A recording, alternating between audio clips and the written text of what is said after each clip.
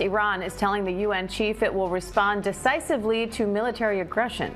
President Trump said he's giving Iran a maximum of 15 days to make a deal or, quote, really bad things will happen. Now the region's preparing for potential military action as the U.S. builds up its largest military presence since the Iraq War. Let's bring in ABC News Chief Foreign Correspondent Ian Pannell for more on that. Hi, Ian. How serious are these threats from President Trump? Oh, I think they are very, very serious, and they're being treated as such by everyone in the region, here in Israel, across the Gulf, and of course in Tehran as well. You've only had to look at the response that we've seen from regime officials. They're deeply concerned that that is what's likely. If you look at the letter from the Iranian ambassador to the UN Secretary General, they talk explicitly about the threats from President Trump, but again warning that any attack will be met with force.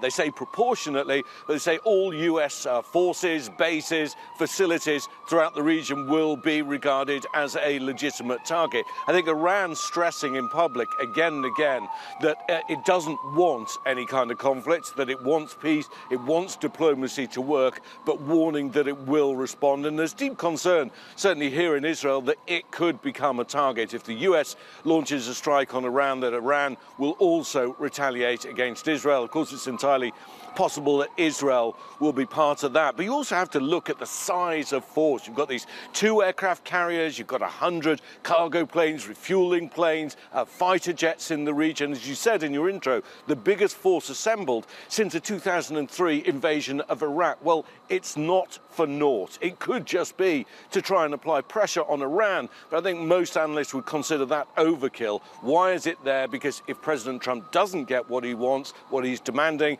then it looks like they could be used. Diane? And Ian, I hear sirens. I just want to make sure you're okay and that's not something that you have to respond to. No, it's all good. The different kinds of sirens are the ones that we're hopefully not going to hear. Okay, so Ian, how is the wider region reacting to these threats from the president?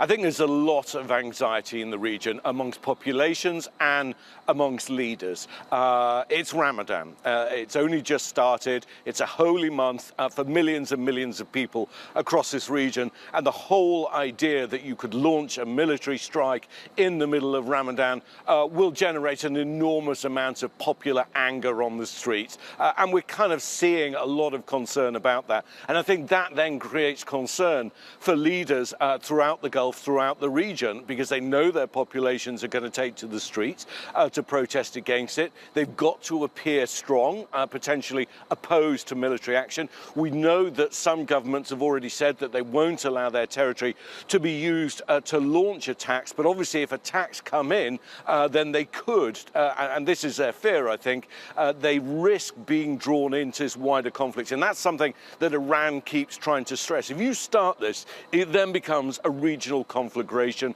that will be very hard to stop. You know, the president seems to be looking at 2 options: a kind of military strike light, if you like, something that is designed to bring Iran to the negotiating table, and the other option is something much larger scale and likely to last much longer. But the problem with setting a goal like that is, as I say in military terms, the enemy gets a vote. Iran gets to decide how it responds to the region, and if that happens, then it can be very hard to contain. Diane? All right, Ian Pannell, thank you.